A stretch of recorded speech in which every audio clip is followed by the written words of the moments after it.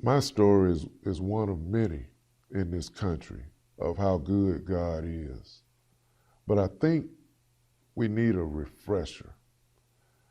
You see, now we've come to a point in our country where paralyzed veterans like myself and other disabled veterans across this country are really, really feeling like we don't matter. The suffering we go through continually, the ones that are in Afghanistan and Iraq right now, it hurts. We've had a faction in this country that have created an environment of division.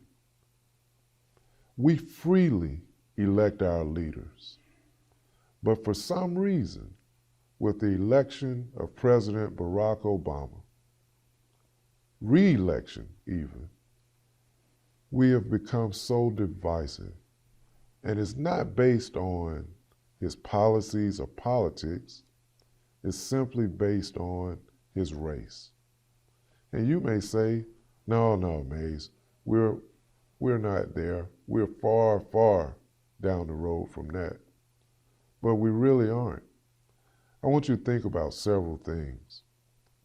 Has there ever been a time when we had a president duly elected by the people where the opposing faction held a meeting the night before his inauguration and took it upon themselves to say, we're going to do everything within our power to make sure he's a one-term president?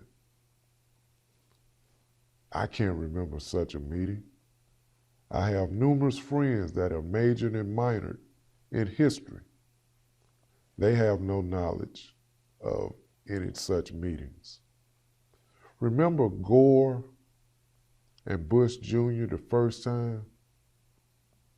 Remember how we had to go through all of those ballots with the swinging chads and all of that foolishness. And it went all the way to the United States Supreme Court. And there were numerous, millions of us that were just appalled and basically pissed because there's no way we felt that Bush should have been the president, especially when the Supreme Court decided that and not we the people. But what did we do? We licked our wounds and we moved on. But now, because of this environment of race, we have allowed ourselves to be caught up in foolishness such as secession from the Union. Really? Where would you go? The majority of those crying out for this, have you ever been to a foreign country? Do you really know what being poor and in need really is? I think not, because I've been there and I've seen poor people, not poor people, but poor people, people that had nothing, and the cavalry wasn't coming.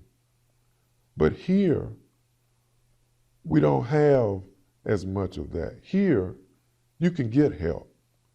Now, everybody that's jumping up talking about, oh, we have abuse of entitlements. Is Social Security and Medicare an entitlement? No. We all work every day, and we pay into Social Security and Medicare. That's not an entitlement. You're getting back what you put in. We talk about welfare. You know, there's actually some people in our country that need it. What we don't talk about is corporate welfare.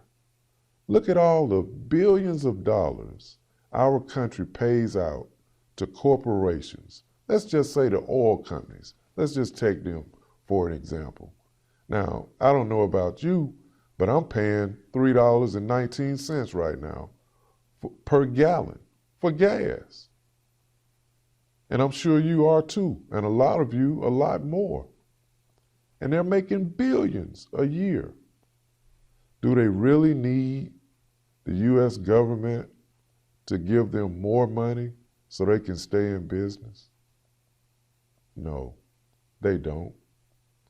All of this revolves around the same faction of people that tried to buy this election.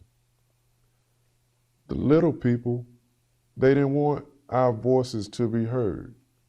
They did not want the re-election of the first African American president, Barack Obama, to go like it did. They told us, remember what they said?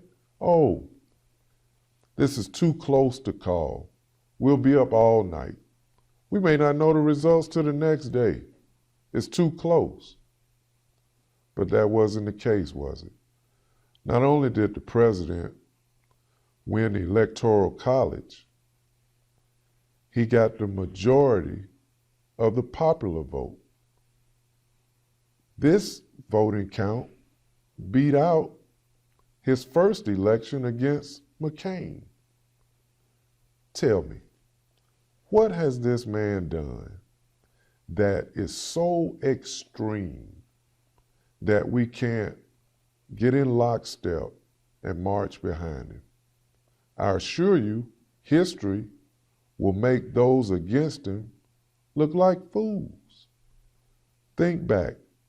Things were so bad when he got elected the first time that President Bush invited not only him, but a team of his economic advisors to the White House for special meetings so they could get a handle on this economy.